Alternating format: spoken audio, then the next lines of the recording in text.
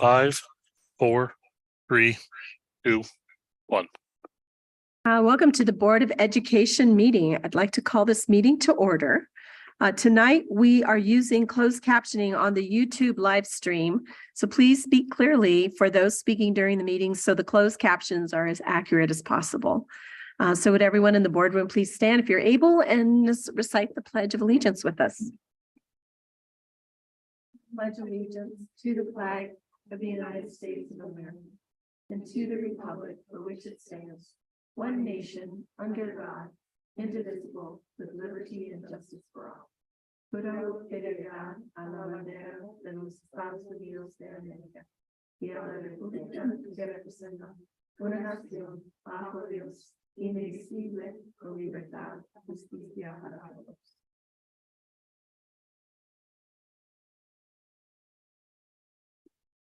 Thank you. Now I'd like to ask for a moment of silence for our family members who have given their lives in service to our country, but also for all the children experiencing any kind of strife at this time. There's a lot of unrest, and I'm particularly concerned about the children that are having to live through that terrible, terrible nightmare that's going on in our Middle East.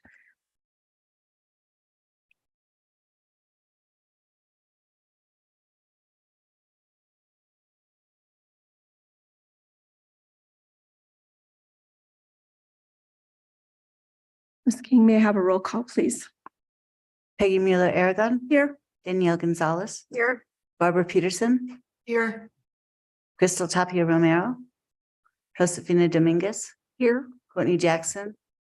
Yolanda Montoya Cordova. Here. Our first item is agenda adoption, approval of the October 18th, 2023 Board of Education meeting agenda. Do I have a motion? I'll move for approval of the October 18, 2023 Board of Education meeting agenda. I'll second. Oh, I think we have a second by Board Member Gonzalez. Can I have a roll call, please? Peggy Mueller-Aragon. Yes. Danielle Gonzalez. Yes. Barbara Peterson. Yes. Josefina Dominguez. Yes. Yolanda Montoya Cordova. Yes. Our next item is approval of the minutes from the Board of Education meeting on October 4th, 2023, and the Special Board of Education meeting on September 27th, 2023. I will move for approval of the minutes from the Board of Education meeting on October 4th and Special Board of Education meeting on September 27th, 2023. Can I have a second? I'll second. This is Josefina. Have a roll call, please. Peggy Mueller-Aragon. Yes. Danielle Gonzalez. Yes. Barbara Peterson. Yes. Josefina Dominguez. Yes. Yolanda Montoya Cordova. Yes. So our next item is public forum, and Vice President Mueller-Aragon is going to share the instructions and lead us in public forum. Okay, welcome to all of our public forum guests. When you signed up to speak, you were asked to review rules and expectations, which our presiding officer will enforce. The New Mexico Open Meetings Act requires that our agenda specify in advance the items that will be discussed and voted on during the meeting. Therefore, public forum isn't a dialogue among speakers and board members, but rather a chance to hear from our community. We will call participants to speak in the order they signed up, whether in person or virtually. Those here with us tonight will be asked to come to the microphone in the central aisle at the back of the room when their name is called. Online guests will stay in a virtual waiting room until it's their turn to speak. When it is your time, you will be escorted into the main meeting space. Please turn on your audio and your video. Once your speaking time is up, you will be ushered back into the waiting room. When you are finished speaking, you may choose to leave the meeting and watch it on live stream. We've set aside 45 minutes for public forum. If there are fewer than 22 speakers, which there are, each will have 2 minutes to address the board. If we have 23 or more, which we don't, you'd have a minute. Please be concise and try not to repeat what others have said. Tonight, there are 11 speakers who each will have 2 minutes. Once your time's up, you'll be directed to complete your sentence quickly so others may speak. You may not yield your unused time to another speaker. If we don't get to all speakers, which we should, you'll be able to convey your message at board@aps.edu. And in addition, for those of you here tonight, a representative from our service center is usually here to assist you. I don't see anybody yet, but we'll find somebody who can help you. At this time, Mr. Gonzalez, if you could introduce the speakers. Thank you. Our first speaker is in person tonight, Diamond Calderon. You'll have 2 minutes once you begin speaking. Thank you.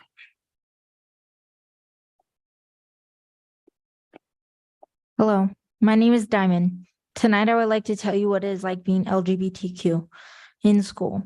I will not be giving you statistics or throwing numbers at you, but rather tell you from my perspective. Being trans and being part of the LGBTQ community is hard. Yes.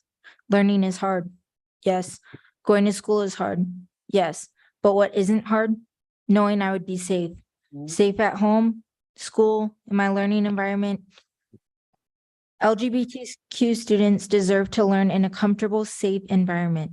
We deserve access to a safe, healthy learning environment. We deserve to be treated like everyone else, to learn history, math, and any other subject just like everyone else. To have these safe learning environment is the responsibility of our public schools, our teachers, staff, and others. I do not expect you to understand what it's like being trans. However, I do expect you to be treated like every other student. We would be loved and respected, not in spite of who we are, but rather because of this, because we are just like you. Thank you, Diamond. Our next speaker is Ashton Hill. I'm not sure Ashton's here yet. So next is Miss Letha Oman.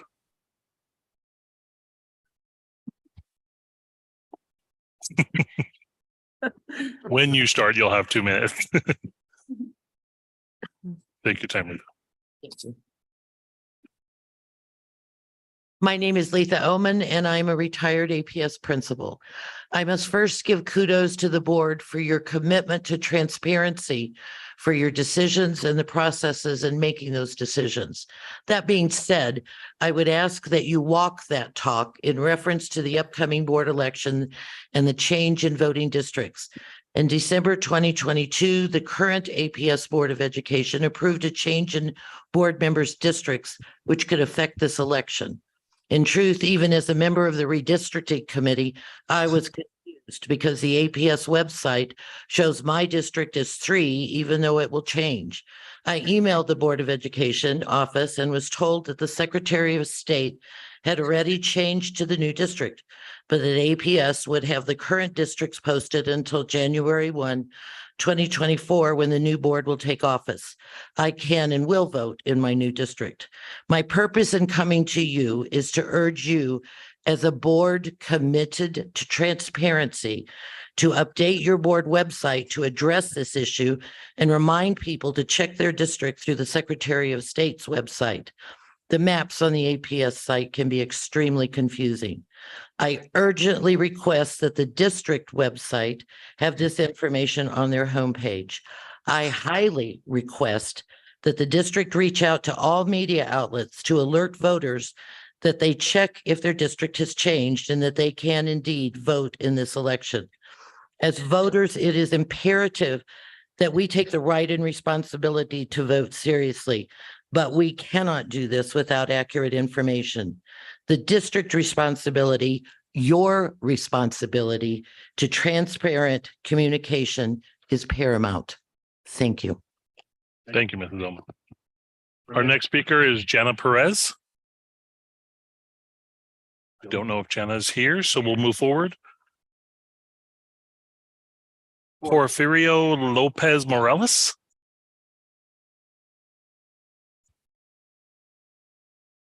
You'll have 2 minutes once you begin speaking. Thank you. Good evening. My name is Porfirio Morales. Madam, for Bernalillo County, the World Economic Forum, Great Reset greatly emphasizes necessary to advise sterilization, sexual lifestyle, increase abortion, vaccines, increase sterilization cause more death than anything else, duplicate to the world. On the other hand, local level APS school board members should usually emphasize necessary advice, educational lifestyle of reading, writing, and reciprocal, not sexual lifestyle or perversion, or castrations. Even wonder why New Mexico is still dead last in education on the top 3 crime, suicides for many years. Are you okay with that, with no moral compass, knowing that the difference between right and wrong? If not, then listen to your constituents, kids, parents who knows best for their children. The section 2254, the public school code, local school boards shall have the following powers or duties. A, subject to the rule, department develop education policies of the school districts, say that you should develop education policies starting with reading, writing, enrichment, not sexual priorities or perversion, mutilations, castrations, which actually are abortion, transgenders among the students. Thank you. Thank you. Our next speaker is Dr. Geraldo Chanello.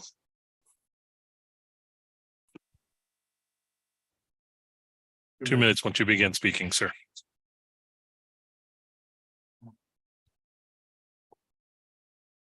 Good evening, Madam President and school board members, and thank you for serving.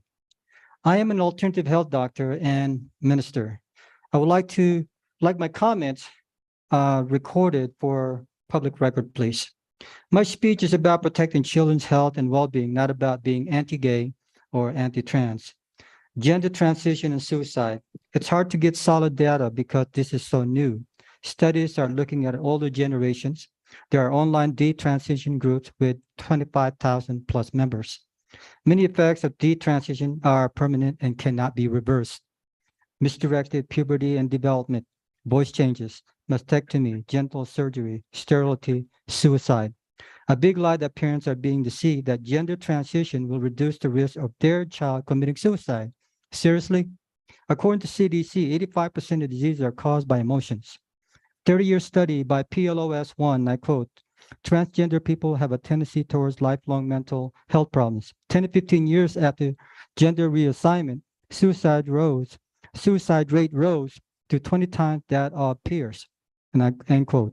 Imagine that transgender people happen to be one of your students or loved ones. Now, moratorium and transgender treatment for children. There should be no medical gender treatment for children under 18 years of age. There should be extensive counseling, therapy, and time required before medical gender transition is undertaken. Now, with that said, how would you, as our school board members, help save our students from this transgender issue? Are you willing to protect our children's health and well-being? Vote like your kid's life depends on it, because it does. Now, I have a book here, Lost in Trans Nation, A Child Psychiatrist's Guide Out of the Madness by Miriam Grossman, MD. I think every one of you guys should, school board member, please, this is scientific evidence that what we're going through right now is not good. It's not accurate. Thank you. Thank you, sir. Our next speaker is Juniper Dry. You have 2 minutes once you begin speaking. My name is Juniper, and I work at the Transgender Resource Center of New Mexico. I am grateful for the opportunity to speak here on behalf of the trans and queer community. It is always of the utmost importance for students to feel welcome and accepted in whatever environment they are placed in, especially one where they are learning about the world around them. From my own experience, I can tell you that it is only when people around you are non-judgmental about who you are that you can really flourish. It is very sad to see children hide who they are in an attempt to protect themselves from being bullied or threatened, both from other children, but also from adults who would pass legislation that threatens their very existence. Data proves time and again that gender affirming care, even as simple as using preferred names and pronouns, is critical to queer suicide prevention. Public schools are places where children should feel comfortable to be themselves and not have to feel discriminated against by peers or rules put in place against them. No matter which source you choose to look at, they all say the same thing. Americans overwhelmingly support the trans community and oppose discriminatory bills and laws targeting trans people and trans children. This number is only larger if you ask about the LGBTQ community at large and not just the trans community. New Mexico has become a safe haven for trans people and queer people, and we expect this to continue into the future. We hope that we can continue to rely on the board's support of trans and queer people, and we hope that the board will continue to oppose discriminatory action from the very vocal and small minority of people who would attack us. To end, I would like to address the queer community and the children. You are not alone, and though it may seem at times like the world is against you, just remember that there are more people who are with you than against you. We will not be bullied or coerced into silence. Thank you, and trans rights always. Thank you, Juniper. Our next speaker is Emery Schmidt. You have 2 minutes once you begin speaking. Thank you. Good afternoon or evening, esteemed board. Thank you for inviting us to speak in this space and lending us all your ears. My name is Emery Schmidt, and I am a resident of Albuquerque. I am here today to share that this morning I had a lovely walk with my dog, and this week I have interacted with store clerks, bank tellers, my therapist, clients for work, and my landlord's office, and lots of other Albuquerque residents. My life does not exist within a bubble of society where the only people who interact with me are the ones who have been taught trans people exist. And so each of these activities has the potential to carry the pain of erasure for me.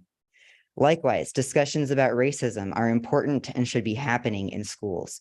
If school is where we go to become productive members of society, how do we expect our young people to do that if we challenge books and information that offer a full, rounded picture of human life? Everyone benefits from perspectives that show racism in the United States is just as ubiquitous and relevant to understanding what it means to be American as the concept of freedom is. I didn't begin to have access to the ideas that helped me understand the intersection of my identities as a white transgendered man until I was 30 years old. I am living proof that growing up being taught only one worldview does not change who a person is at the core. If I had access to this information in school, I would have been able to live my life more earlier, knowing myself much earlier, and been at meetings like this a lot sooner. And by the way, I am less scared and more productive now than I was during the first 30 years of my life. If limiting young people's access to information in schools is protecting them, then what do you think I have been doing the last 3 years? Thank you. Thank you, Emery. Our next speaker is Nancy Sutton. You have 2 minutes once you begin speaking. Members of the school board and audience, buenas tardes. As a retired teacher, I believe students need to learn truth. It's difficult to discern it these days. Books can educate students in learning differing points of view from many cultural vantage points and lifestyles, and point the way to truth. Students need to participate in an atmosphere that encourages free expression of ideas. They need to listen to others and express their own ideas. Students need to know history and how events impacted all people throughout its course. Books can provide this kind of knowledge and wisdom. Students need to explore many points of view. I believe this is one of the main purposes of education, to open students' minds to the world. Let them explore and see the world through books. We need to, for our children, save our books, teach our kids. Thank you, Ms. Sutton.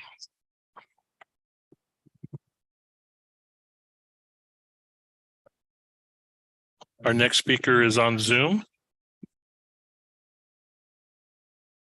Joining now, Gail Stewart.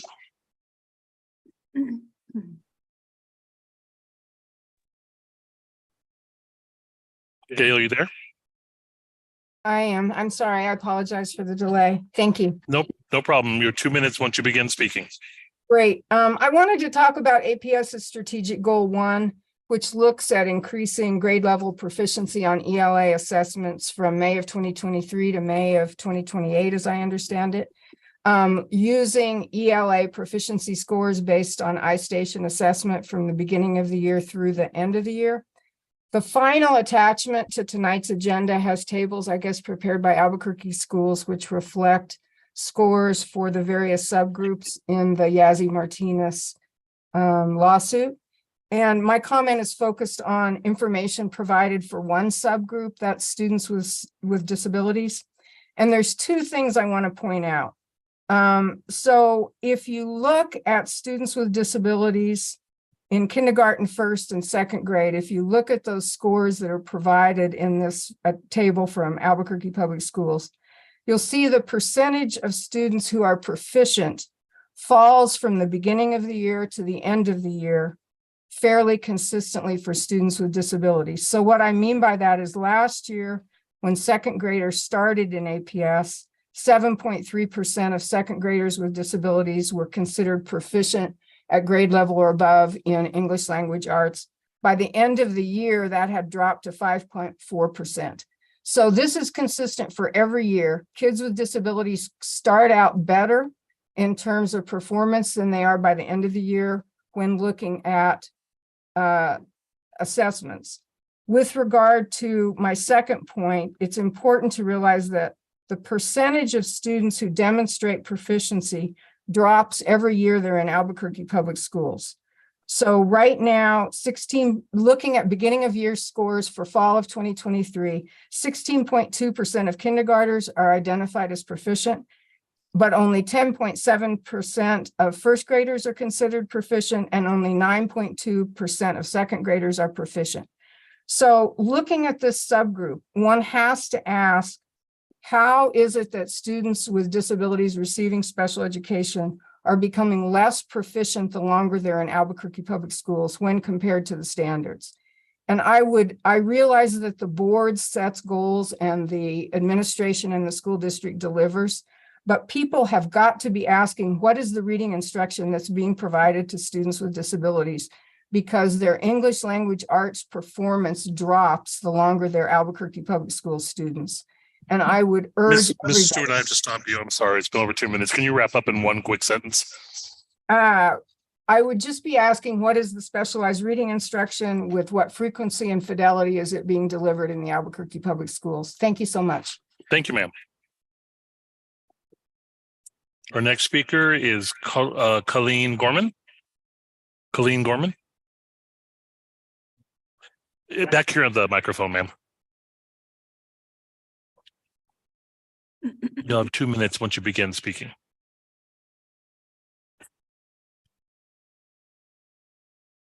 Yat Colleen Gorman Yanishya, Indian Education Department, Banashnish, Navajo Language Practicum Coordinator, Nishle. I am a parent and a teacher, and I just wanted to let you know that the change in the school hours for high school students has affected many families. High school students are let out later than elementary school students, and the impact that has been on at least 4 schools that I know of. But according to the City of Albuquerque Family and Community Services Department, by September, they normally employ 150 high school students for after-school rec programs. However, this year, only 50 were employed. So 50. So that means that a lot of kids couldn't go to the rec programs, and after-school programs and daycare is expensive. For myself, I've had to resort to donating plasma to pay for childcare and eating the lunches that the kids don't want at the end of the school day. So that's my strategy. So as a teacher and an employee here. But I also wanted, as Danette, to invite you to the November 9th powwow that our high school students are putting together at the Albuquerque High School. And that'll be in the afternoon, starting at 4:30, and it'll go to 6 p.m. And grand entry, it'll close until 10. So November 9th. They're also having a Halloween bash on the 26th of October, which is next Thursday at 6 p.m. And that's free to the community to attend that. And the Diné Star Constellation lecture that I put together, I brought in the Navajo Nation Medicine Man Association president to do a lecture for our APS Indian Native Studies, and well, actually all staff and students that we can fit into the CEC Planetarium. That's going to be at 10 a.m. For the first group, 2:15 for the second group. That's for APS staff and students. And then 6 p.m. for the community. There are only 66 seats in there, and it's outdated 70s technology, but we managed to work with that. So it's going to be a beautiful presentation, bilingual in Navajo. So that's all I wanted to say. And way to go for the trans speakers. I believe that the counselors at the upcoming professional development, they should have a space for them to make their voices heard, to support them, as well as Native peoples. That's it. Yeah, thank you. Thank you. Our next speaker is Ashton Hill.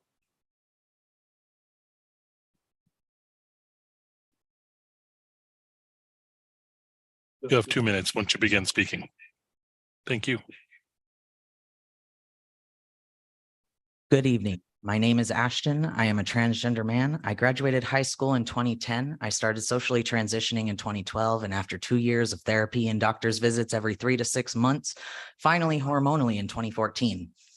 As a child, I knew I was different. I couldn't put my finger on it, but it was made very apparent to me by most of my family members, especially within my own home. The place I was supposed to feel safe and secure made me feel like a captive. Privacy was non-existent. There was not a single thing or place I had that was not gone through regularly for imaginary drugs, imaginary other things, or anything that was considered contraband that day. I woke up every morning counting down the minutes for when it was time to leave for the bus. The bus was my transition time from home to school, having to feel scared and restricted and watched constantly to just being a teenager trying to pass math class. I don't know whether it was a blessing or a curse, not knowing that transgender folk existed and that I am one of them. I believe that had I known, had I had that language as a child, as a teenager, it would have helped me so much with my devastating mental health. Self-harm would have been done less, and most definitely not because I thought there was something wrong with me. A study on the Pew Research Center's website shows that in America, 37% of the population have negative view of LGBTQIA folks, with 19% believing it is actively harmful to society. This is an obvious consequence of trying to erase the queer community as a whole. Queer folk have existed since recorded time and most likely further back. Our history is rich and vibrant, full of trans men and women who have changed society and even the world with their discoveries and tenacity. Examples such as Marsha P. Johnson, Sylvia Riviera, Frida Kahlo, Bayard Rustin, and Ifki Nassim, just to name few of many. Banning books will not only increase this lack of knowledge about a group of folks who have been very persistently present in history, it will other LGBTQIA and especially transgender students. It will lead to bullying. Bullying, as many of us know, can and often does lead to self-harming behaviors, deteriorating mental health and isolation. As someone who was aggressively isolated from the world and its history, isolation is more damaging than any book could ever be to a child. Ashton, I'm sorry, I have to stop you. You're over 2 minutes. Just wrap up in a quick sentence, please. We have always been here. We will always be here, and we will not be silenced. Thank you. And that concludes public forum. Thank you. I just want to thank all our public forum guests for your decorum and your willingness to come and speak forward. It's always great that we can share differences of opinion and that we can also have the decorum that we had tonight. So I appreciate everyone being here tonight. We've listened to you, and we always have to move on from public forum. It's not a time for us to have any solutions or a conversation with you, but thank you so much. So we're going to move on to our next item, and this is going to be a focus on our student outcomes focused governance. And tonight we're going to be considering the acceptance of progress monitoring reports for goal number 1, interim goals 1.1, 1.2 and 1.3 that's focused on early literacy. And our presenters tonight are Superintendent Elder, Dr. Antonio Gonzalez, Chief Academic Officer, Dr. Chanel Segura, our Chief of Schools, and it's Chris West from our information team. So I guess before we get started on that, usually what we do is, I know I'm trying to think of like my standard protocol. I mean, we've all received the reports. We received the information. So the first thing that we need to do is like, did those reports that, show what's being monitored? We've got goals, there's interpretations of that. Do they have data for the 3 previous reporting periods? And, does it clearly show the targets reporting the periods? And so do any of the board members have any evidence that it didn't include that? Because that would help us in terms of before we go into our discussion. Are we ready for discussion and presentation? I think it meets requirement for me. You think it's good? Yeah, Yes. okay. Move forward. Yeah, okay. I think we're there. That was like trying to think of always the standard of the show for our audience members and for the community is that the first is we've received some progress monitoring reports. We do post them for transparency, which I think is really great so that we can engage the community. It was great to have a public forum guest tonight who obviously has read the report. And so it was nice to have that we know that that's being read. So with that, what we'll do is we'll go ahead and go through each of the reports instead of going one by one. Let's go through the whole entire reports of what we have, and then we'll engage in some questions. I know that there was a lot of questions that were asked, and we had an opportunity to do that before, which were also posted. But I'll go ahead and yield the floor to Superintendent Elder and your team. Madam President, members of the board, thank you for allowing us to be here tonight. Before I begin sort of going through the reports with you, I wanted to talk about something that has come clear. And one of you asked a question, I believe it was, and we wanted to sort of clarify something.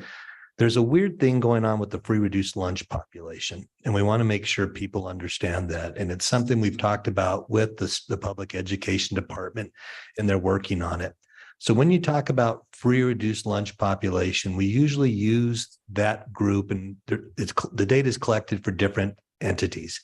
So one, we collect it as accountability. Okay, so the accountability department has a definition. Title I collects it, all the federal programs collect it for funding, and they have a definition. And then SNAP has a definition, and when you're looking at welfare and the ability to have the support that you need for your family.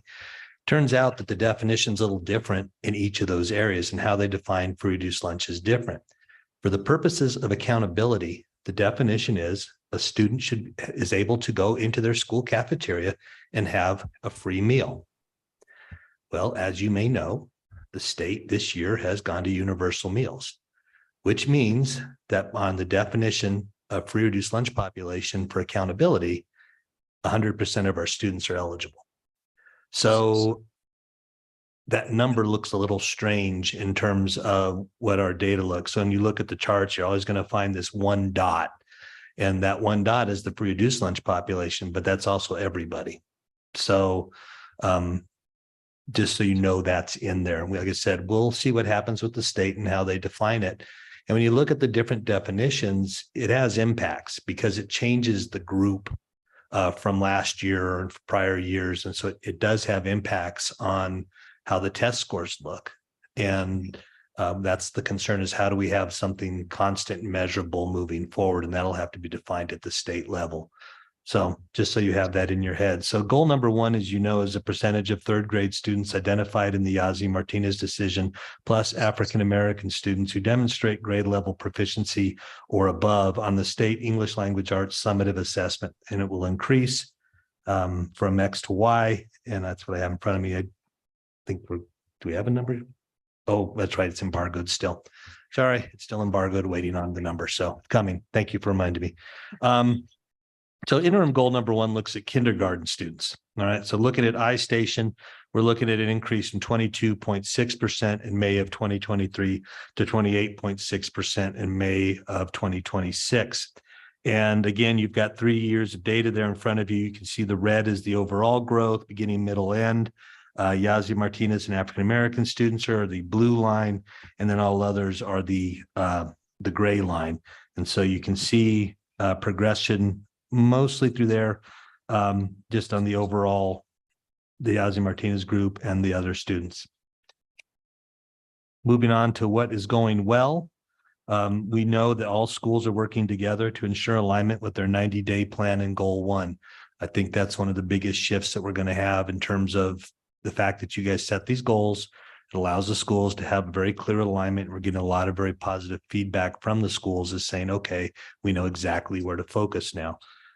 District-wide adoption of core ELA and phonics for all kindergarten classrooms has occurred. District-wide adoption of phonemic awareness curriculum for all kindergarten classrooms has occurred as well. We are looking at district-wide adoption of iStation personalized reading intervention for kindergarten teachers to use up to 45 minutes a week.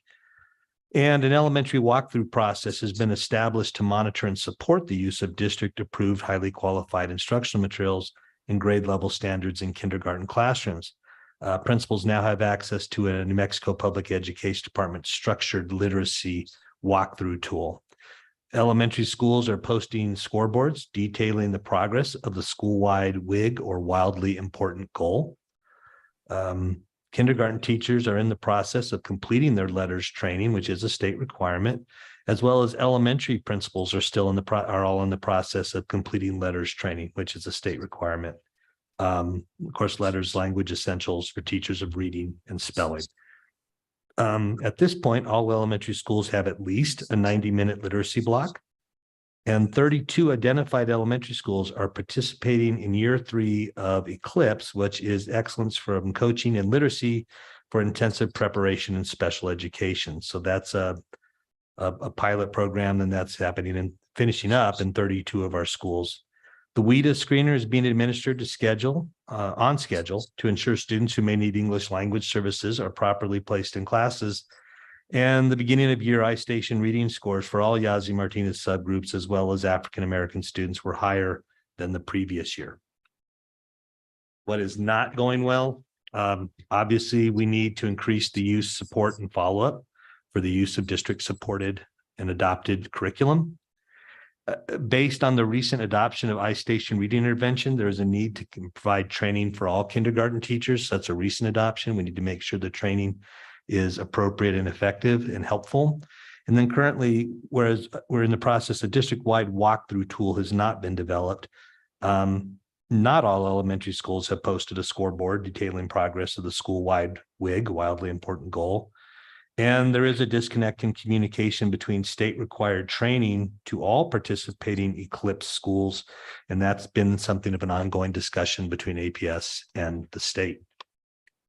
Looking forward, the district will provide adequate professional development for implementation of new and established core instructional materials and intervention programs. The district-wide walkthrough tool is in the process of being developed to be able to collect data to inform progress for Guardrail 3, high-quality instructional materials, grade level standards, and innovation. All schools will have a posted scoreboard by January of 2024. We are going to work collaboratively with PED to address timely communication concerns regarding the Eclipse training and work with principals to ensure, to monitor synergy reports to ensure that 100% of EL students are appropriately scheduled. Moving into interim goal 2, we're now looking at first grade students. It's the same goal, but the percentages are different. So we're showing that students will demonstrate grade level proficiency or above as predicted by iStation, will increase from 17% in May of 2023 to 23% in May of 2026. Again, you look across your sheet there, you see the odd dot with the all other students, but you can see the growth and where the issues are and where we need to improve.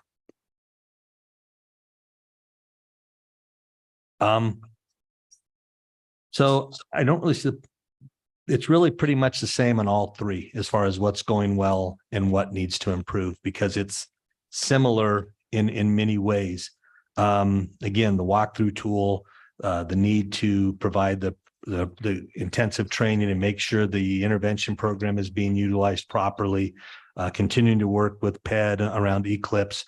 Those are areas of growth in first grade as well. And then finally, the third grade students, the same idea, demonstrate grade level proficiency or above as predicted by iStation, will increase from 18.3% in May of 2023 to 24.3% in May of 2026. You can chart the progress there. There's a little flatter progress, I believe, in this grade, especially in the last year. We have that. So actually, I thought it was interesting that if you look at 2018, you see this sort of big pop, and then it goes very flat in 2019-20, and then it has a pop again in 21-22, and then it kind of goes flat again in 22-23. But those are some interesting things. Again, what's going well, what's not going well, and next steps all remain similar. So at this point, we stand open for questions. Thank you. I just want to thank you, Superintendent, and your staff for getting us these reports quickly too. It was nice to have them ahead of time and having the opportunity to get to our questions. So I really appreciate all the effort that's going into it. I think we're kind of starting to get into a rhythm here around progress monitoring and the importance on that. So what I'm going to do now is just, open it up for some questions, sort of thinking about, where we are on the kinds of questions that we can ask. I may give a little grace for us that there's a couple of technical questions that need to be asked tonight. But I think for the most part, if we've got some, if you all are thinking strategically and you've got some strategic questions around what we're learning from this report or your thoughts on that. And I'll start with Board Member Gonzalez. Thank you. I want to echo my appreciation for the report and for the data and for the ease of use. Really appreciate that. My question is around targeting resources. So throughout the report, I see a lot of district-wide, all schools, all teachers, all district. And I'm curious, how might we target our resources to the kids who are most in need?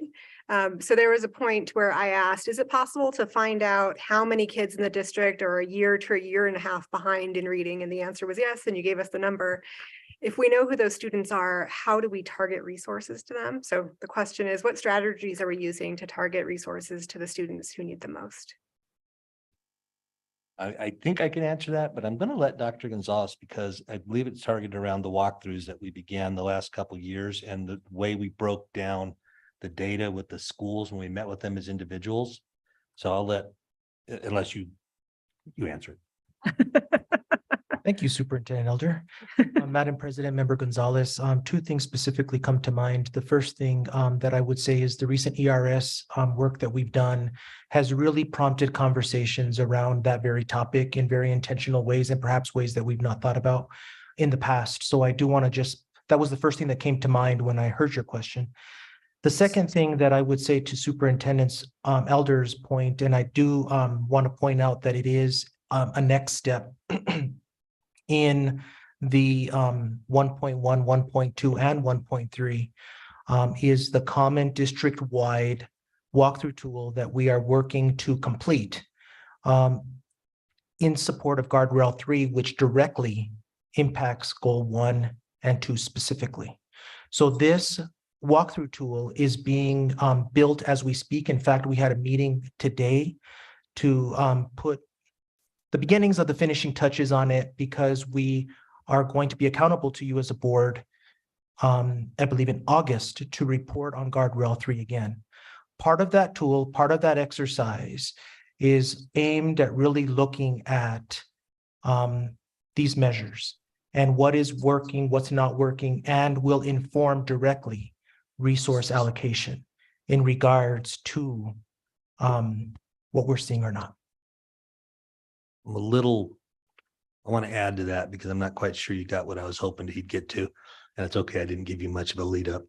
Last year when we went out to the schools, you asked me to do instructional walkthroughs. I did a series and I've continued to do that. The associates at that time were meeting with the school. They had a team of people come in and they laid out data in front of them specific to, here are your students who meet this subgroup. Here are your students who meet this subgroup. And they were layering it then and trying to see where, because students aren't just one subgroup, right? There are multiple subgroups. And they were beginning to see how you had these sort of super impact kids that could have a really large impact. And if you could really begin to focus on improving structures for them, that then, yeah, school scores would go up, obviously, but I think you're also really trying to improve instruction overall. And it was really getting the schools to reconsider how they looked at their student body and how they were utilizing their teachers internally. And I think that was a really key step. And I think your question of, look at these students who are a year to a year and a half behind adds another layer of data that we could contemplate for our schools as they look. Then as a district, once we get things settled consistently across the district, now we have really intense school by school by school data, which should allow us then to reconsider what type of resources we're sending instead of just in many cases, this school needs way more intervention. So maybe we need to load them up on intervention stuff instead of, as you know, I mean, just that we get more that direction. They're moving in that direction with this type of work. And if I may just follow up now that I've been prompted by Superintendent Elder. There's a lot to talk about, exciting work too. The walkthrough process that I described is always followed up by a debrief, which the superintendent is getting at. And we have been using, even before the establishment of the goals, the Yazzie Martinez subgroups as the conversation point in regards to the data. And we're pushing our schools to really look at growth or lack thereof, and how it is correlated or not to the resource management of their campus, and to really guide them through a protocol to see how are at-risk funds being used, how are Title I funds being used, how are, if you're a family index school, how are those funds being used very intentionally within the confines of the scope of work to really meet the needs of these sighted students. Can I follow up with a kind of technical, just a quick follow-up? Presumably, MLSS is implicated as well in terms of tiering resources. And so what are the strategies for supporting deep and effective use of MLSS at the school level?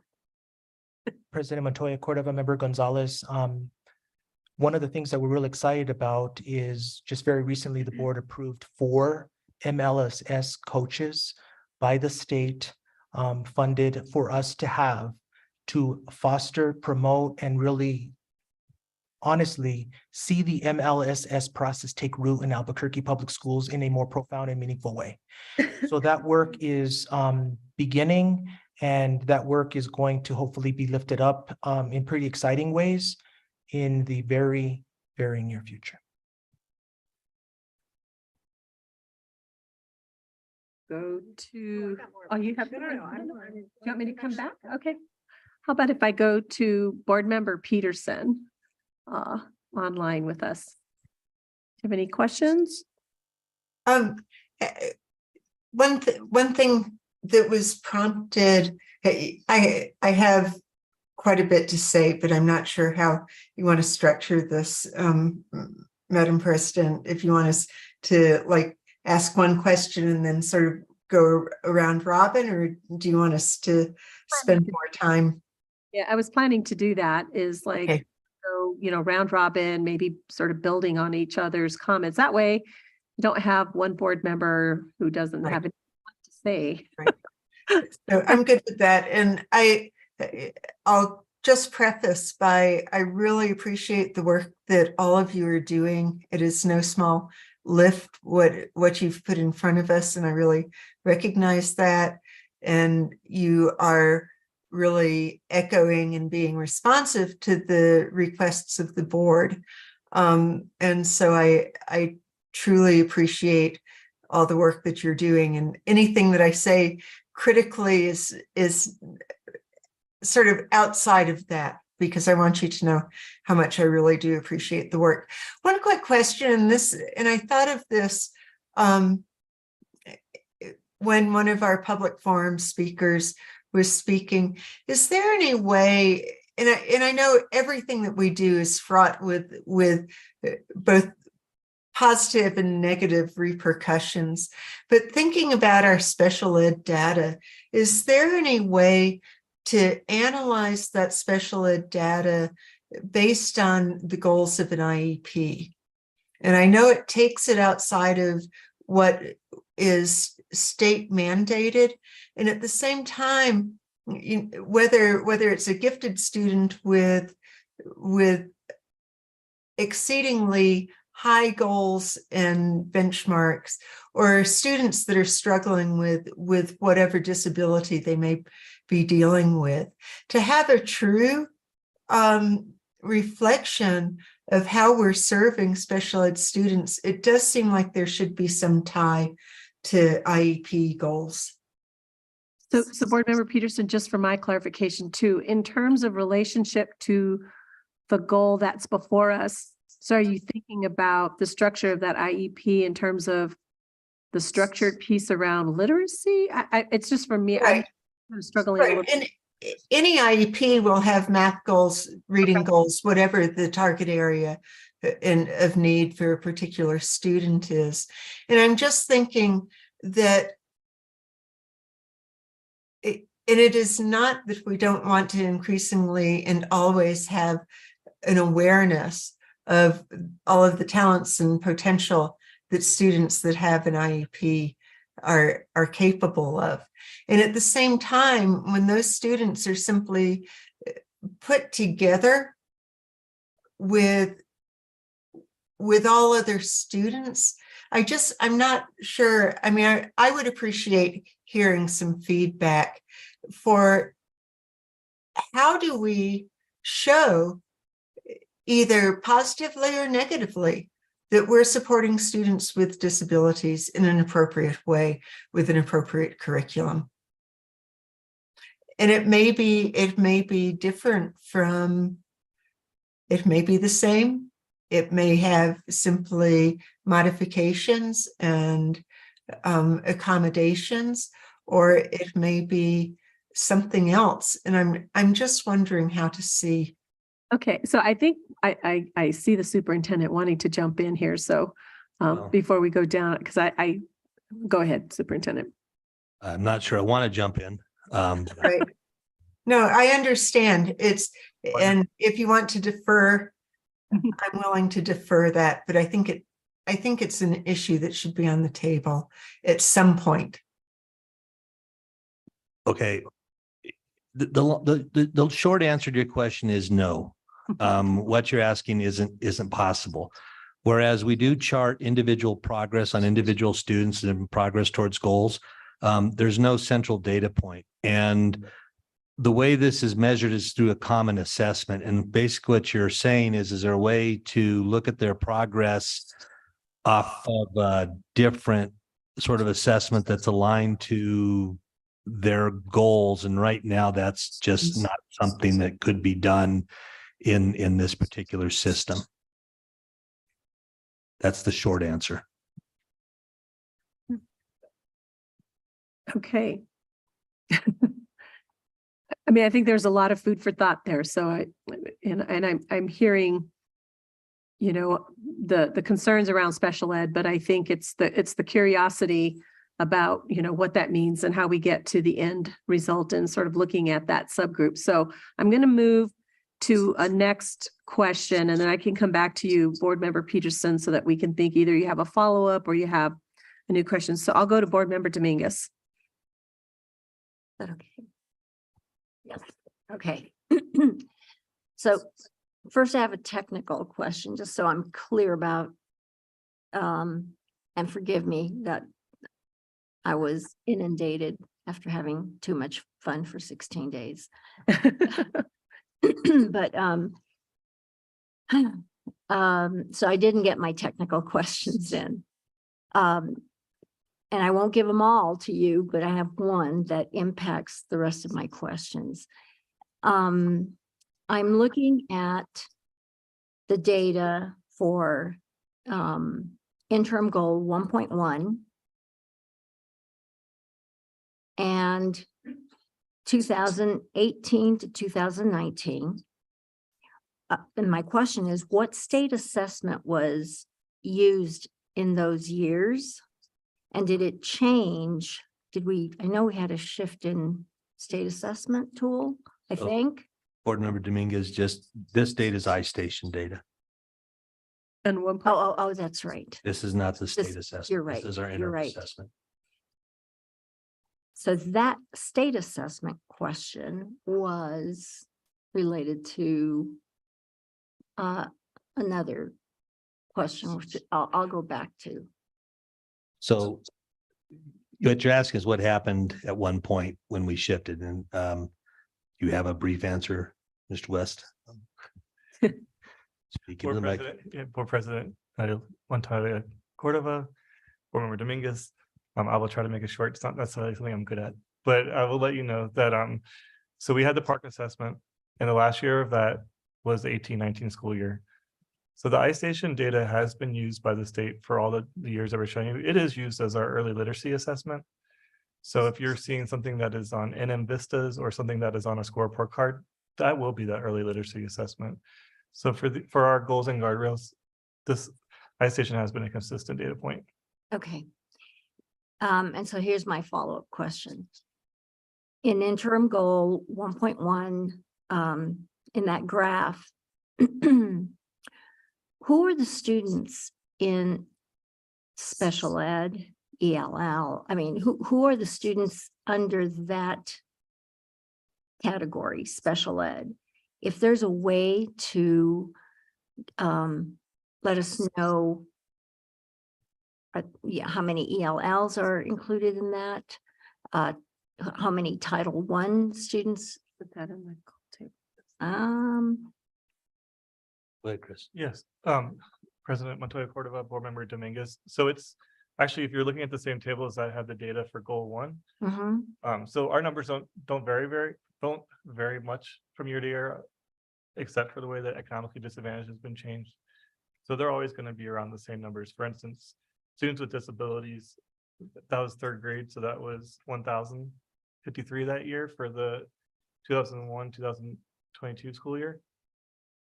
The 2021-2022 school year. And so you'll see for our special ed numbers, they go down a little bit every year. So my point of that is that 3rd grade will be higher than 2nd grade, which will be higher than 1st grade and kindergarten. Because as students are in school, identification rates do go up. Right, but like in that category, how many of those special education students with disabilities are Native American? How many are ELL? How many are Title I? Does that? We can definitely provide that. I will tell you, we can provide that to you. Okay. It is available on our APS dashboard if you do lots of clicking, but I'd be more than happy to provide it. I know. So You if want we that could, just for 1 year, for example? well, no, but provide it as you can. But for me, it would be helpful to know who are, so back to the kinder graph, right? We have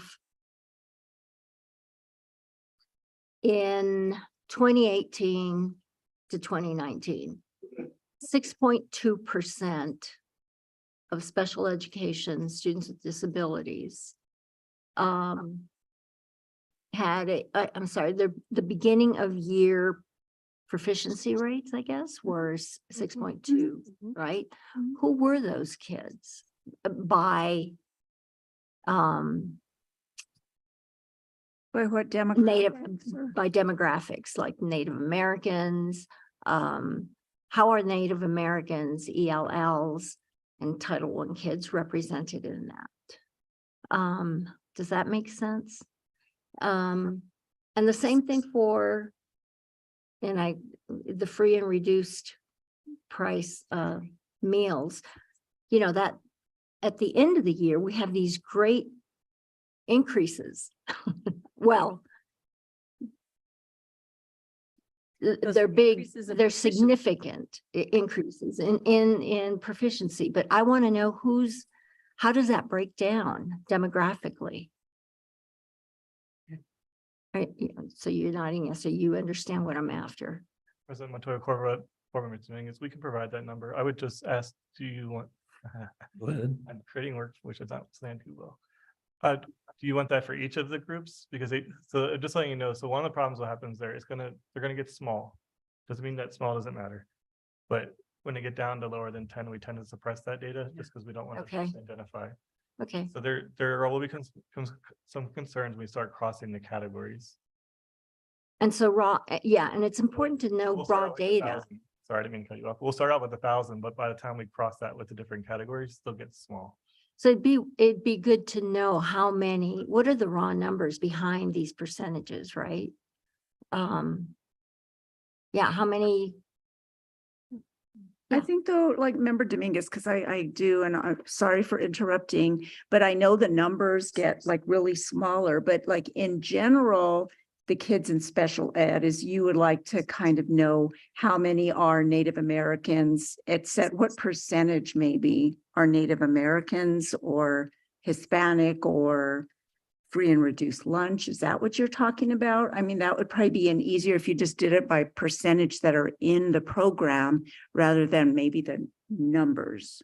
If you I'd want, be helpful. I don't you know. want just the basic breakdown, like, how many Native American students are in special education, that's on the SAPR website under the special ed visualization.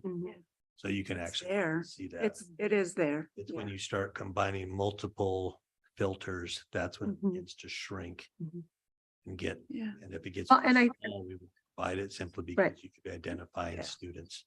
I think we need to be clear about why. Right. Yeah, What because end, and I mean, I'm looking at the guidance questions on guidance for effective question asking. And there is, what do we know about the students mentioned in the report, which is what I think we're trying to get at. But it's who is struggling the most, who is growing the most, who is not moving, which students are not included in the data. So I feel like those types of questions will give us what we need more, because I want to be mindful of not asking for stuff that's not relevant directly to the interims. Like there's certainly data about maybe over identification of subgroups in special education. We might want to look at that, but that's not our interim and we didn't name it. And so I think we just need to be mindful about not putting that extra work on the administration. Yeah, because I'm also concerned about the purpose of this report is to show, or is to just show percentage of proficiency in this as well, and not necessarily, I mean, because what we're seeing is that, like, overall, if we're just looking at our overall population, which I think is what we're concerned about, and if you're looking at the overall proficiency of our students with disabilities and that special ed status, it's still very low. For me, it doesn't necessarily matter what race or category that they're in. I'm just more concerned about the special ed proficiency still being low with regard to all the other categories. So that student who drops into that subgroup is, irregardless of what their makeup is, they are falling way behind on proficiency. And I think, so I tend to agree with that, but maybe perhaps if you can get, a little bit of assistance in terms of using SAPR to see how our students are breaking out, because all that number is available in terms of like the number of students we have in special ed, because this is not demonstrating basically the number there, only is just that percentage of the students that are in that population that are proficient. So, and I agree with Mr. West. I think it could get really dicey because that 7.7% could be like 2 students are represented from a particular group and another, so we'll just hold on that for a minute. Do you have another question, Board Member Dominguez, that's, about strategy or just an overall? Okay. Do you want me to come back to you? Okay. All right. Let's go to Board Member Mueller-Aragon. So I just want a quick one before I ask one of my questions, is when you came up with the, combined the Yazzie Martinez and African-American students, and they were given one overall score. So you took all those groups, right, that belong to Yazzie Martinez, and then added in the African-American students. And then how did you do that, Mr. West? Did you just like average that out? I know it probably isn't that simple. I just want to have an idea of how you got to that number. Board President Montoya Cordova, Board Member Mueller-Aragon. And actually, so what we do is, each one of these things, they're separate. You can combine them, but they're separate, right? So what we do is we say, so in the Yazzie Martinez decision and African-American students, there's 5 groups that we're looking at, right? So we say, okay, we're going to look at our race and ethnicity. So we use the 7 categories of race ethnicity as required to be reported by the U.S. Department of Education. So we say, are you a Native American in there? Oh, you make it in. Or are you an Black African-American student? Yep, you make it in. Then we go and we say special education. Are you, okay, you're in, are you in because you're special ed? Yep. But you could be in there because you're Black and special ed. Correct. It could be any of those categories. So they go in there. Mhm. What we do is we take all those students as one big group, and we say, of all these students, how many of them score proficient or above? And that's how we come up with a rate. So it's not It's not an average. Yep, no, Okay. it's like we just make one big group. Okay. We look in there, of the kids in that group, how many were proficient or advanced on the state assessment, or In the case of these interim goals, it would have been an iStation. Okay. I knew it wasn't as simple as like an average. I was close. Okay. So then when we are looking, and this is my, what are you learning from students? So I'm looking at all other students, and I think was 66% of all other students were proficient or at grade level. And so I'm assuming those all other students are the Asian, the white, those that aren't economically disadvantaged, et cetera. So I'm assuming that who the other students are. So when you're looking at that 66% that are at grade level or proficient, like what can you or what have you all learned from these students that might be helpful for those Yazzie Martinez students? I just want to know, and I don't know who would answer that question.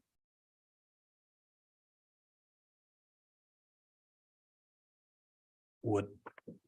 I mean, I just want to know what when you're looking at that, there's such a discrepancy, obviously, right? In that total of 66%, and I don't remember what the other total was, 30. That's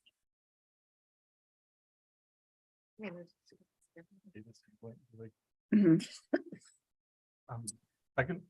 Probably on this page, I don't know what page this is. It doesn't have it digital yet, this one. So up at the top, it has Yazzie Martinez decision, and then it has proficient or at grade level, and it has 22.7, and then all other students, it has 66.0. And so all other students was the list that I gave you. So I just want to know, when you look at that, and there is there's discrepancies like everywhere, but when you're looking at them, like we are focusing on those Yazzie Martinez and those African-American students, but we can always learn something from looking at that other number. And I just want to know, what have you learned that we could possibly use to help those other students? If you we have to learn something from the data. There's reasons that this is happening.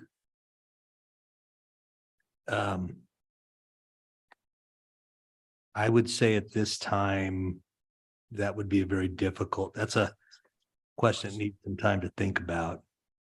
That would be difficult to answer. I mean, there's some quick answers that pop to mind. I mean, some of it has to do with, quite frankly, economics. And some of these children are not in the free reduced lunch population, and they have certain advantages. I'm not sure I can learn something from that.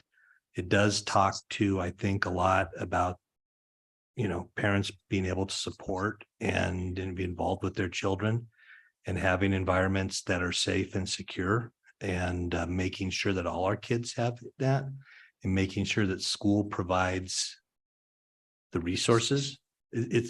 This kind of helps. It's kind of your community school thing that you believe in, and it's so important.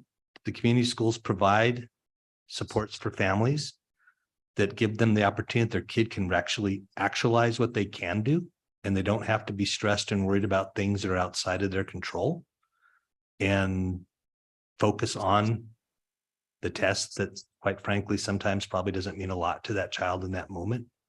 So, it talks to early education, it talks to preschool and the advantages that people have. And I think it's the importance of what we're doing there. And I'm Superintendent Moore thinking about, we can't control what happens in homes. We can't do that. And I recognize that. I know everybody here recognizes that. So I'm just worried about, what can we learn that we can do for these children at schools? Because we're not going to give them the salary that maybe some of these children's parents that are in a higher SES have. We're not going to be able to give them that. What can we give those kids that we learned that we could possibly give them at school? I know that might be hard, but it is hard, and it's a very complex answer, but I think it points to Board Member Muller-Aragon, the need for a lot of the programs that we provide that go a little bit beyond just the classroom. Breakfast after the bell, making sure kids have clothes, making sure that we respond when a child says they're in trauma or stress, Again, some of the programs we began, things like Avid, the investment we've made in early childhood and trying to make sure that our kids, we know that when you look at our data, a lot of times it looks like our kids make a year's worth of growth in a year when we do measure growth. But the problem is they're 2-3 years behind, right? And we never catch up. I think it speaks a lot, quite frankly, to the goals you've established and the strategic plan that says that we need to really focus on engaging our students and that we really need to work on rigorous instruction, especially for those kids that fall outside of the subgroup that's succeeding. Why do those kids succeed? I think there's a lot of answers for that. And some of those things are outside of our control, as you recognize. So what we can control is the environment we create inside the schools to support all students in their learning. And like I said, some of those are real basic Maslow hierarchy type things, and some of them go down into the instruction and how we work with those kids. I know, it's a hard one. Well, and I would venture to guess too that if we were to look at those two, do we have a number of these particular children that are sort of clustered in certain places too, right? Because I think they're clustered in certain neighborhoods and certain communities as well, which I think is also indicative of, just sort of a difference in economics, a difference in community support, or a difference in just the makeup of that. Because when I look at this, I automatically go, ooh, I know the majority, like a large majority of these students that are in that Yazzie Martinez decision, that 22%, there's a large number of those students that are clustered in certain neighborhoods and when I think of the neighborhoods where I represent, it's very significant in terms of the things that you see, because it's a difference between a school being 100% Title I and a school being less than that. So I think we could, I won't say anymore. I'm sorry, I didn't mean to interrupt. Oh, no, that's fine, because we all add something and we probably see a lot of the same. And of course, I've been concerned about this since I got on the board, just knowing what can we do, what can we not do, what can we learn, what haven't we learned yet. I mean, there's always a way to get better, and I just want to make sure we're getting better with these kids and we're learning from there are always those children out there that we need to look at they're breaking that mold though. They're in that group, but they're not, and they may have a difficult situation that they live in at home or come from an economically disadvantaged. All those things, but we can learn something from those kids that are still performing, and there's something to learn. And I think we need to make sure that we recognize it and we learn. So thank you. All right. I'm going to come to myself since I get to participate in this. And I just want to say, I think what I really appreciate about this is a first glance, and I appreciate the curiosity in terms of looking at what the data, how we look at it. Because I think gives us a baseline looking forward, then we can start to really discern what are those areas where we saw growth, we learned something. And so I guess for me, on the review of this data, what other strategies are we thinking about to assess student performance? Because I think you're looking at this, we're seeing that this is coming up, some things are coming up and down, listening to our public forum speaker too. Are you thinking about any other strategies to assess student performance that would help us to tell us that full picture of what's working? Well, please. I was going to say, board member Montoya Cordova, we are, for the purposes of this report, limited to I-Station. This is what we proposed and you accepted. So, but I think there's other ways we assess kids. It's just. So Madam Chair and members of the board, we specifically looking at Goal 1 and the interims, we have developed a Goal 1 team who we are cross-departmentally working together to hone in on what does this look like to bring resources and human capital together at the district level. How are we then communicating that and embedding that within the schools? And then how does that get to the classroom and the student? And so I think our focus in and of itself has just shifted in a very different way. When we look at assessing, we assess from a bird's eye view here at the district level. The schools are really digging in to their iStation data, and that is informing their next steps in the classroom.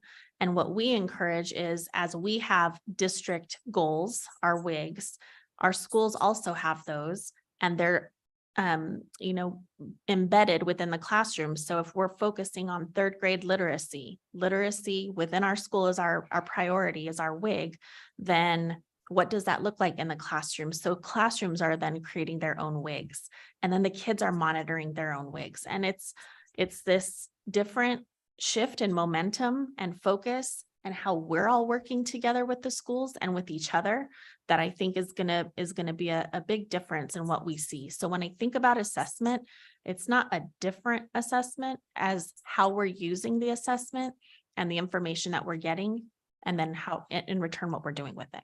You answered my question because I'm not a teacher. And I think of assessments differently, but I mean, you answered my question. It's kind of like, what are the strategies that are floating down to this process to sort of like really take the deep dive and being that curiosity of to get to Board Member Mueller-Aragon's piece too, of like what's really working or what's making a difference for some of our students.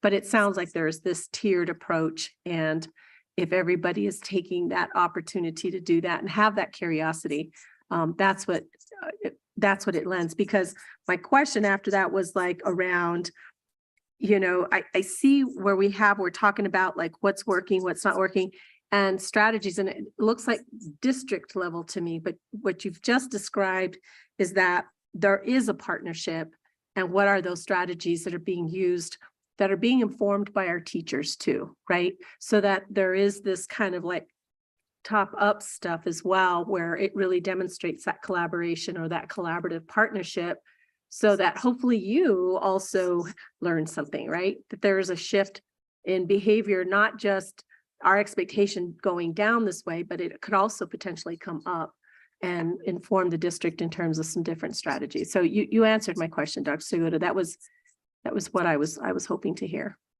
Okay, so I'm going to move on to Board Member Gonzalez. Thank you. The big question is, what are the strategies to increase the use of district adopted curriculum? Because that's named as a next step. But specifically, I'm curious about the status of the MOU within the CBA around engaging teachers to co-develop instructional resources and scope and sequence and sort of all of that work. President Montoya Cordova, Member Gonzalez, two things. The first thing is on a biweekly basis, we meet with the committee known as SQT, the strengthening. I always get strengthening quality teaching. And we go over the very topic you've described in launching the relook update of the units of study in relationship to Guardrail 3.2, which is grade level standards. So that work is dynamic, is underway. We are moving in that direction, and it's been a fun group to be working with. The second part of your question was in relationship to how do we monitor the use of high quality instructional material? No, more strategies to increase the use of. One of the strategies is monitoring what we're seeing in the schools, the feedback that we're getting to launch our walkthrough tool, which is going to be district-wide. We are going to be working with the teams that Dr. Segura described at the elementary, middle, and high school level to really monitor these areas as a coaching and support part with our schools on an ongoing basis. I was going to say to that end, actually, so one of the things that we proceeded with last year and our finance and procurement department have completed was the training around outcomes-based contracting, so that as we bring in new materials, that the vendors are more invested in the professional development and the support for the staff than they have been traditionally. It used to be buy the stuff, vendor come in, do a quick 3-day training, roll out the door and never be seen again. With outcomes-based contracting, we're building in some incentives for them to hang around, to provide some help desks for teachers who need more. So that's in progress and only good for new materials, not really in place for any materials we purchased it beforehand. But I do know that we've discussed extensively the need to probably go back and reoffer professional development around those materials. People will use them if they feel comfortable using them. And I think a lot of people either didn't think the PD was enough, got comfortable, however you want to look at it. We are going to have to incentivize the use of those materials as well. We also have really put in a strong concerted effort in the adoption of materials, getting valuable input from stakeholders, especially from our teachers, who we want them to want to use the materials that are chosen.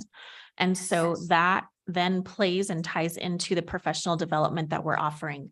And I want to just kind of lift up Dr. Gonzalez and his team and the departments for how they are crafting the professional development in our district to align to the goals and the needs that we're seeing. And so it is a heavy lift to try to train at all levels in all areas within a district this large. And we just had our first district-wide PD session, and the feedback we received from teachers on the math-specific professional development was outstanding. I went through and saw, and it was just a few teachers said that it was not helpful. And there was just a lot of positivity and excitement around the use. So I think that is a strategy that we are using, is making sure that we're providing these opportunities to give teachers and principals. We're not just training the teachers, but also the principals on what to look for, how to support their teachers in the use of the curriculum. And I think as long as we continue doing that and being that support system, it will continue to increase the use of. Board Member Peterson.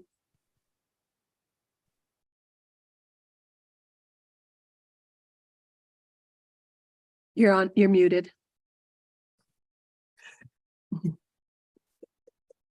So I guess one specific question, I know I asked why iStation was the tool being used with Kinder, because kindergarten teachers do, the response that I got was that kindergarten teachers also use the kindergarten observation tool for assessment. Why was the decision made?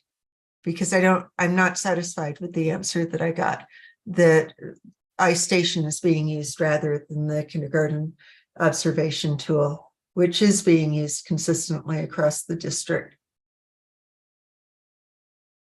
So if I can, Board Yes. President Montoya, Board Member Peterson. So one of the things that we're making sure we're doing with these interim goal data points is making sure that we have a data point that is consistent and also has external validity to it. So one of the needs for that is to make sure that we're using an assessment that's just not being used in APS, something that is being used more nationally, so that it has more data points to be in terms of looking at in terms of reliability and validity. So that's why the kindergarten one is being used. Of course, it doesn't mean that our teachers aren't using their own formative assessments that are linked to their units or to the curriculum that they're using. But this is just to make sure that we have something that we can consistently look at over time that we know is predictive of the performance on the state assessment. So that's why you're seeing this data point being used for each of these interim goals. So I'm going to put Ashley, if Ashley is listening, I will apologize because I'm going to put her teeth on edge and take a bit of a point of personal privilege. And again, apologies to our presenters, because I think you're working incredibly hard to follow the direction that the board's given you. But one of the reasons why I ran for the board is because I am so deeply concerned about what's happening with kindergarten children, that using computer-based assessments for where they are developmentally is so absolutely inappropriate. And to look at what curriculum is being adopted and to say that some publisher's idea of, and I know it's vetted by PED, high quality instructional materials, rather than looking at what's developmentally sound for what students need, is going to put us off base in a deeply ongoing way. That, I mean, I'm encouraged. I know that there's been some really good phonemic awareness curriculum that's been adopted. I've gotten some feedback that it's fun, that it's working, but the expectation that we are putting on kindergarten children is utterly inappropriate. And I say that because I have seen the difference in how kindergartners turn into first graders and second graders and fifth grade learners when they don't have the access, first off, to leading before anything else a curriculum that reflects who they are when they enter kindergarten, and that focuses on language, that focuses on social development, that focuses on curiosity and engagement. And I still go to schools where I see data in charts on walls in kindergarten, and I see absolutely no student work. I don't see art. I don't see the kinds of things that reflect our students. And the repercussions of this, I think, are deep. When we start looking at 8th grade math scores. The board member, I know, it's a point of. You know what? This is why I ran for the board. I understand. This is why I ran for the board. And I've got to finish saying this, and I apologize because I'm outside of the room, but I am so deeply concerned that I have seen virtually no movement in how we are teaching kindergarten kids. And by not giving them access to the kinds of things that are outlined by the National Association for the Education of Young Children, that I think should be the gold standard when we look at curriculum. So we can have all the data points that we need, but it's not going to serve our children as they go forward as learners with a solid base of language and experience. And I apologize. I know I'm stepping out of my lane, but just as other board members have deep-seated feelings about various aspects of curriculum, this is the one that gets me. And I don't think that we're going to alter fundamentally our outcomes for students in upper grades if we don't go back to giving them what they absolutely developmentally, fundamentally need in kindergarten. Thank you, Board Member Peterson. I know how passionate you are about this particular topic and have expressed your concerns about this several times. I want to try to keep us on track because I know that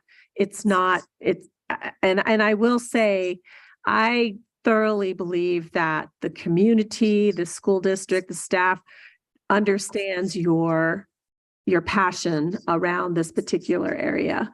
And so I'm gonna move.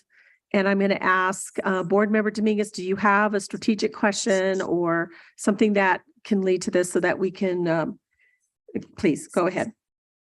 So I've been at the National Indian Education Association conference, and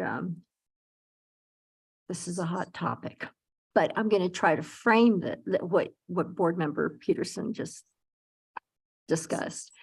I'm going to try to frame this within our guardrails, our SOFG model.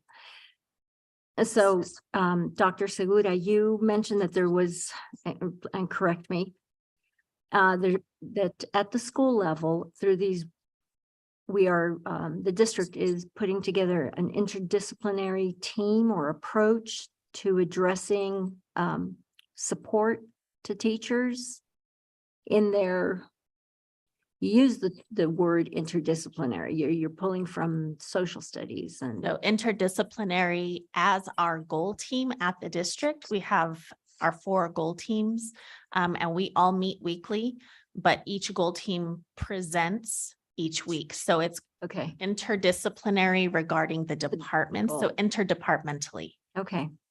And so how is the district honoring as we pursue goal 1? How are we honoring the culturally and linguistically responsive? How are we using culture and language to reach our goals? Board Member Dominguez, I think ultimately we are bringing the voices to the table that need to be at the table, the experts, to have that voice. And as we are creating these, working to align all of our efforts, that is a big piece of it. We're really trying to bring everyone together because it has been some, siloing happening, and we walk out of each meeting that we have saying, wow, that was great. We needed to have this. We needed to discuss that. We didn't realize this or that. And so I don't know that I can directly answer culturally what we're doing, because I think everyone brings their own perception and self of culture to the table. But I think we acknowledge it and we're accepting of, we have to be, consider all of this as we make our decisions moving forward, not to isolate anyone. Should probably let Board Member Gonzalez answer this question because we had a meeting around this similar theme very recently. So, for example, we have an intertribal government meeting coming up, and there's going to be a needs assessment where the tribes will be able to give us feedback on what they see missing and what they'd like to see us build to. And it's going to be that type of work that's going to allow us to look at our curriculum and design. The reality is we're a public school system, and as a public school system, we take everybody.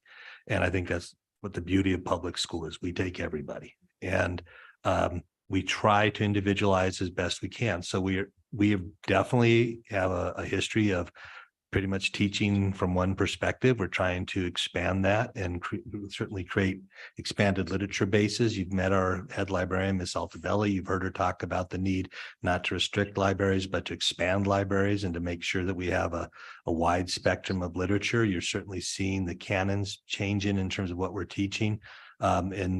And I think you'll see more of that as we progress. But I do think it's going to be the work with those entities and doing needs assessments and listening to them and then trying to figure out where we can make adjustments that'll allow us to make an impact along those lines in the future.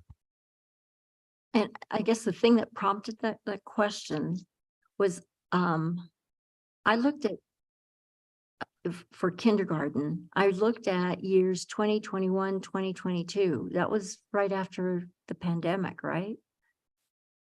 And we had increases there. Right? Oh, you mean from beginning to the, yeah. I mean, every year you see usually an increase. Well, there's a couple of years where things get weird. But yeah, we saw some good increases, and I'm just wondering how do you see that? I mean, this was the year after the pandemic. And for me, it broke that notion. I've always said they learned something. It's not that maybe there was academic loss, but kids learned a ton that year. And we saw. Member Dominguez, one thing that I want to lift up that may get at part of your question is the strong correlation of language to culture. And I really need to point out that the huge strides that our school district has taken under the leadership of language and cultural equity in properly placing our EL students in the proper course for their language development has been absolutely noteworthy. And I do think that there is something to be said about that work, because we have really worked based on the home language survey, the indication that they mark on that registration form, to that kindergarten first step, first day, to the evaluation of that student, to the placement of that student in that class has shrunk significantly. Great. Yeah, I mean, how do we make that happen again, right? Because the numbers were better than they have been since. And so how do we replicate and improve on that year? Thank you. Board Member Mueller-Aragon. And I will, Member Peterson, everybody knows we're on the same exact page about kindergarten, and it hurts our heart, truly. And kind of speaking to that somewhat is when I'm looking at interim goal 1.1, 1.2, and 1.3, and I'm looking at basically the all other students. And when we look at, first grade, they went down overall from 49% to 46% when we're looking at the end of the year. And then when we're looking at second grade students, they went down from, 18-19 from 57.2%.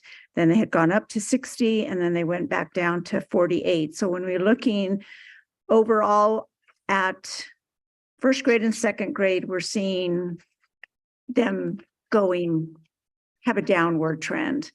Now, when we're looking at overall in kindergarten, and we're looking at all those other students, and they've gone from 47 to 51 to 54. What is that telling you then about kindergarten? Besides, I'm like not so fond of, this test at all. But when we're looking at everybody else, the other grades going down, but on this one, we aren't. Why? Like, what's happening at that level? Besides the test is not a good one, but my opinion. I take a stab at it. I mean, some of this is, I think the problem, I'm just gonna be real honest. I think part of the problem with some of this is these are post-pandemic years. And The kids weren't there. The kindergarten kids weren't students there. weren't there. Oh, but nobody was there. And then we came back, and I think teachers had to renorm. I think the kids had to renorm. Kindergarten's a little different, but they were isolated too. Some of this stuff is, I think, a little bit difficult to gauge. And I think over the next couple of years, you'll start to see more of a stabilization of these scores. And I think what I'm hoping we'll start to see is they come in higher to start with. We should, I would really like to see us get to a point where our kids come in, and kindergarten is probably not my biggest concern, to be totally honest. Looking at the second graders, those are the ones that are getting ready to go into that third grade for that third grade assessment. That's where I'm starting to worry. So I look at kindergarten and I go, oh yeah, they did good, or they stayed more normal. Maybe it was that they didn't have the destabilization effects that some other kids, I don't know.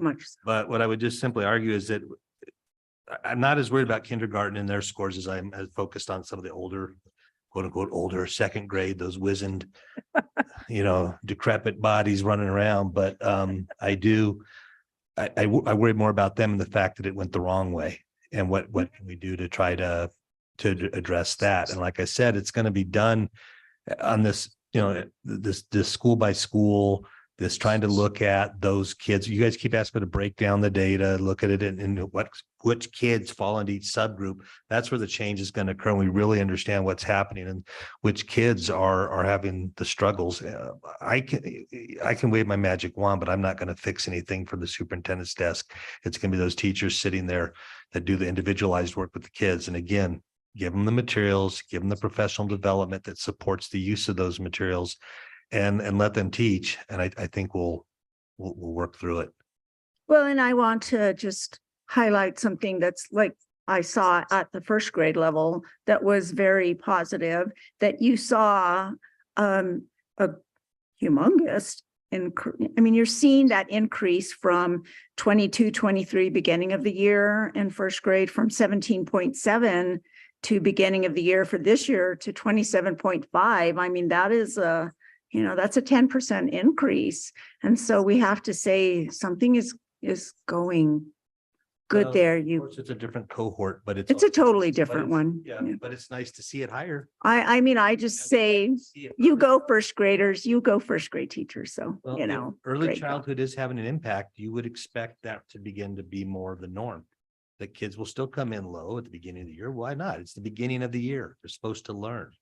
This is an assessment to show growth. And that's what we're hoping to see more of. We have to highlight the good things that are I happening appreciate as it. well. I'll take it. You got it. Board Member Gonzalez? Yes. How might changes show up in future budgets? So if you're thinking about what's coming next and some of the stuff that we've talked about today, what might we anticipate seeing on the resource allocation side? Well, I think that what you'll see in this coming year's budget is one, we're going to be trying to pilot some of the ERS work. And that's still to be determined as we continue to work through that second round of funding with them. And we begin the pilot discussions. So we've met already. We're ready to move forward. I think you'll probably need to look for it on those pilot schools and see how they look at their allocation. The reality is you saw that in the ERS presentation, there are limitations that are placed upon the district by state law, negotiated agreement, and they're there for a reason. Class size is there for a reason. We negotiated class sizes that people believe in. It's relevant. And there's no more new money coming in. It's a reduced budget. The population continues to fall. So where I would suggest that you look at that budget for significant shifts would probably be in those pilot schools and see how we can begin to do that work and see what we can do at the school level to allow them to reconsider the way they spend their money. What I guess I'm getting at is if you looked at the ERS real carefully, there wasn't anything to cut out of administration. The answer is always reduce the administration. There wasn't a lot there. So it's what do we have in terms of the resources that exist? And when we if you're going to add resources somewhere, they have to come from somewhere else. And how does that look differently? Well, that's my main question. And so if we think about increasing use of high quality instructional materials per guardrail 3, are we decreasing use of not aligned, non-grade level, not culturally responsive materials, PD? Like what are we spending on some of those unaligned things? And is there stuff that could be reallocated there? We've talked a lot about program audits and that type of thing. So I get the piloting and the ERS, and it's a little bit what Dr. Gonzalez spoke to my first question, but I'm curious too, like to the reallocation piece. The analysis is still coming in from ERS. We're really looking at that. But when it comes down to instruction, instructional materials are a funny one because the state's underfunded instructional materials for a very long time. Specific to we're so far out of our cycle, we'll never catch up. And that's been heard and debated for a long, long time. We've got the new adoption this year. I think that's going to really be a key adoption because that really is one. We're measuring ELA, right?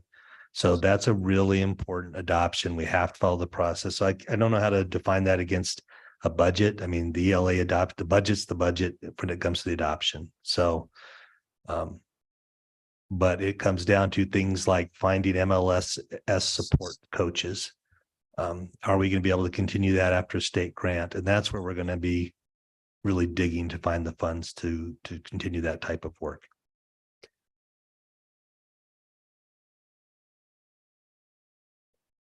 Board Member Peterson, do you have any other questions? I will stop where I am. All right. Board Member Dominguez? I'm good. Just big. So I guess I need to know what has been helpful what new information did we learn from this process? I don't know if that's new information. Excuse me, Madam Chair and President. I don't know. You guys would probably be better at answers. What new information? I think what has been helpful, what we're seeing from our perspective is we have goals and we're starting to align the work. And Dr. Gonzalez was talking about how difficult it is to move every part, it's a big district. There's a lot of different people. We still have resistance to change. And I think there is some concern with, will this stay the same? You taught in the district, you remember, a lot of times people felt they could outweight something, and 2 years down the road, the district would chase the next squirrel. Will you stay the course? What's helped us is now when we're getting down to the nitty gritty of the schools, we're talking about the same idea. We're just getting more into individualized data versus this is district data. You're not supposed to look at anything other than district data. But at the schools, they're getting down to who is this? And that's the work that they really were poking at over the last couple of years with the walkthroughs, and they were getting much tighter. Now it's even more focused because they know specifically to break those down around these goals and who are those students that can really drive the greatest change for the schools. So I think that part of it, I don't know if you guys want to add. I'm sure you do. President Montoya Cordova, Member Dominguez, the only thing I would add to that is specific to the progress monitoring process. So I really need to lift up the team because a lot of work goes into this, and there's a lot of passion that goes into this. And we start off with a long list of what's going well, and we really have critical conversations with each other. Is everything on this list really going well? What's not going well? We have a list. Is it really not going well? And then the power of the next steps is defining the system's next steps as an organization. We bring it here. In a few weeks, we'll be at a principals meeting and we'll share all of this with them. So there's that tie kind of approach in terms of common language and common approach, and really definition, which is painful and helpful at the same time, because we're really honing in to what are we doing next? And sometimes there's things that we're gonna not do next that people were very passionate about, but it's really defining the work in a systemic way for us to take our collective next step.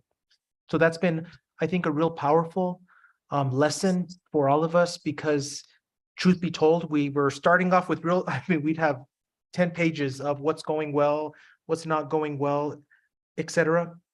But the definition work has been a powerful exercise in every report.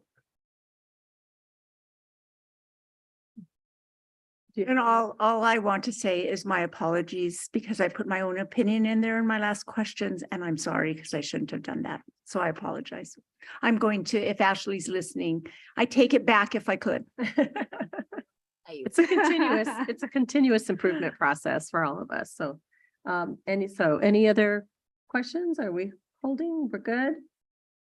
Okay. I just want to say too, what I see what's happening, and I really appreciate the learning that it's creating for us as well as a board, because I think we're also learning how to be engaged with you deeply around these questions and the curiosity around it, right? Like why it's working or why it's not, and why the important next steps. And so I do appreciate Superintendent, you and your team, all of you for doing everything that you do to prepare for these, because it's been a lift for all of us. But I think it's really teaching us all a whole lot of ways that we can make our system a whole lot better, so that our students at the end are getting what they need. And it's informing us on so many levels, right? From the professional development to, what is our staff telling us in terms of aligning it with what's happening in the classroom, to how are we going to put our resources to play on this? How do we align it to make sure that it's all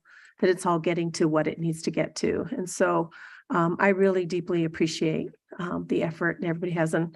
So I guess the big question is now will entertain a motion, because we are going to adopt this report.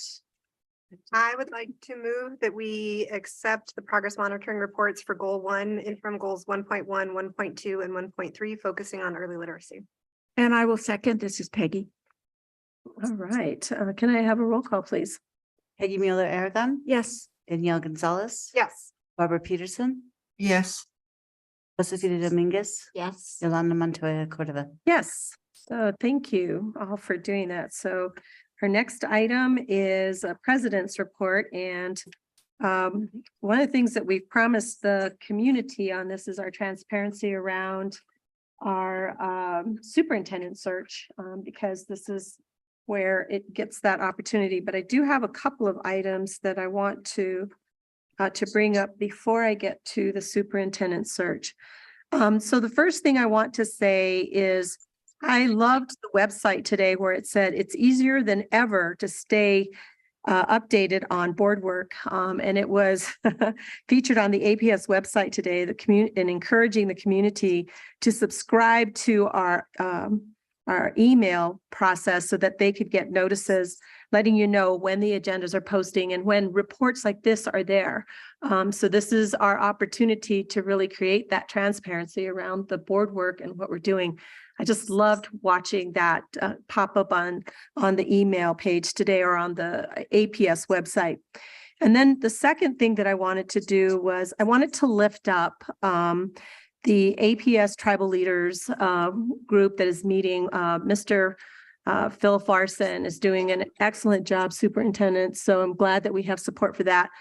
There's a few of us board members that are attending that. And board members, the reason I wanted to bring this up with you is because it's an intergovernmental leadership team that has been coming together, and there's a lot of tremendous energy around it. I know board member Mula Aragon and board member Peterson and Dominguez have attended some of those meetings, and there's some great work that's coming up.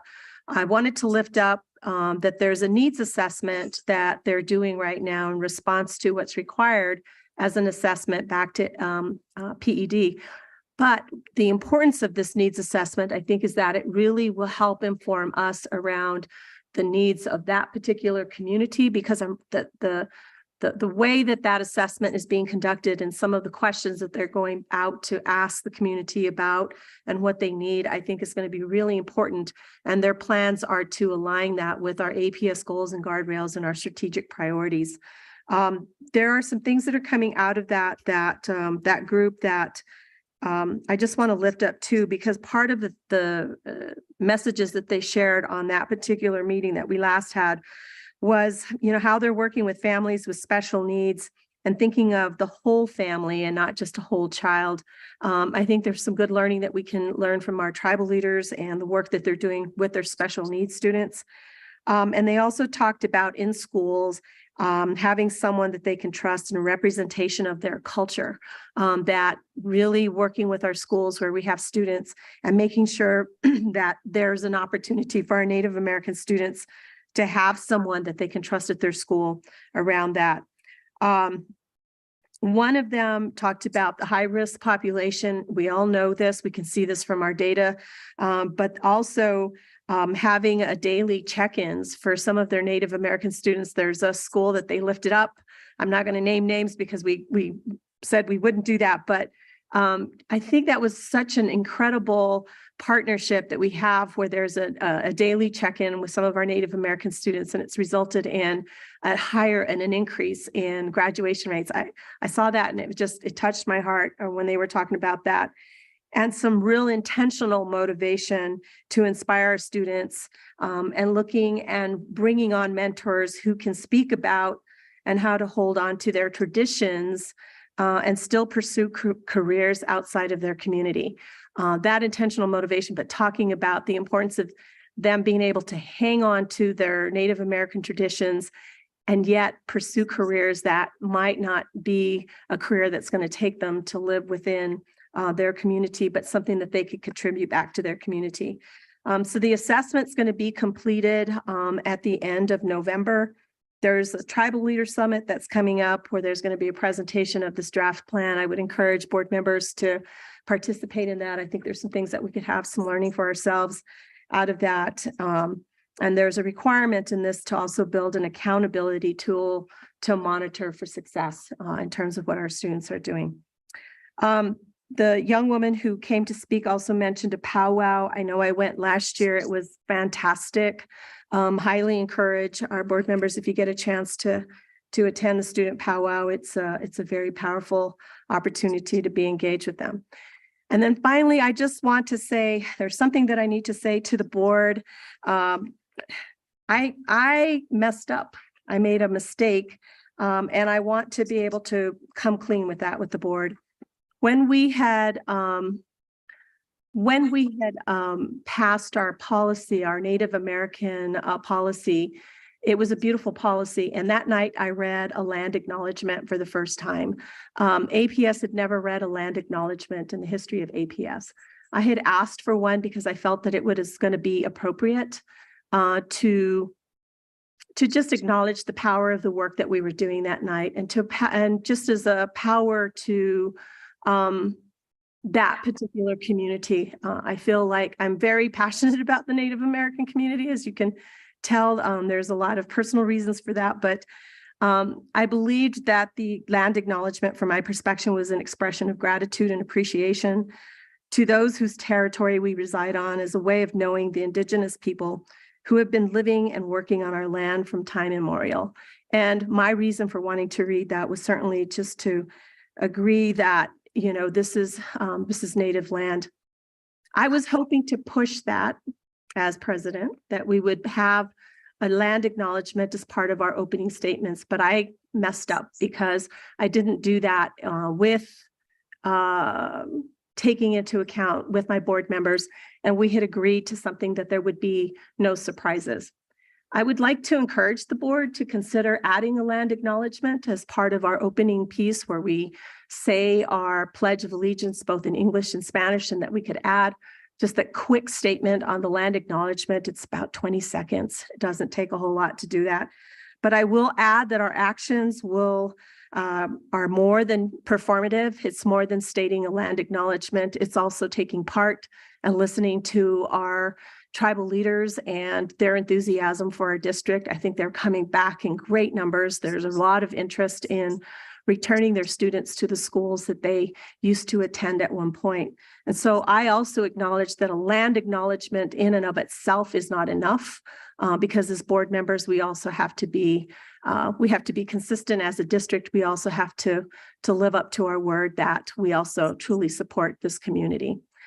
So I just wanted to acknowledge that tonight, and state that for the record in terms of where we were with that, and just to let you guys know where we're going there.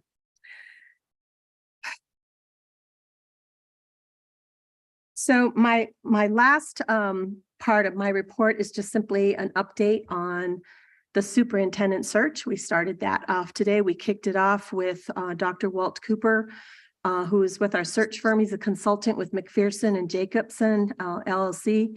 It's an executive recruitment and development company. We had a great meeting, so it was a quick workshop on our part, and the work of the board tonight included a review process and expectations for the search. We established a benchmark and a timeline, which will all be posted pretty soon. We're finalizing a couple of dates and a couple of work items for us as a board so that we can get that done. We determined how we're going to advertise and some of the venues that we're going to use. I want to say a special thanks to Monica Armenta, who joined us today and has helped us, kind of jumped in there on some of the things that we needed assistance with. We also identified some stakeholder groups and discussed an online survey design, which is also being finalized, because there's going to be a process where there will be an opportunity for online input from the community to give us basically the input in terms of like the skills, the traits, and the experiences that we're expecting from our new from the candidates moving forward. We reviewed the compensation for posting and discussed, you know, the need for posting something so that we can give a range in terms of what that's going to look like, commensurate with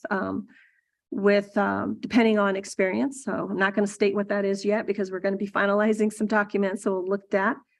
We also went through a process to establish some desired characteristics and selection criteria for us as a board, so that we prioritized what we thought were some of our top areas. I feel very confident with the search firm that we selected. Dr. Walt Cooper was outstanding today. He did a really good job of leading us through a very dynamic process and a great conversation. And that's all I have to add, unless there's anything the board members would like to add to that.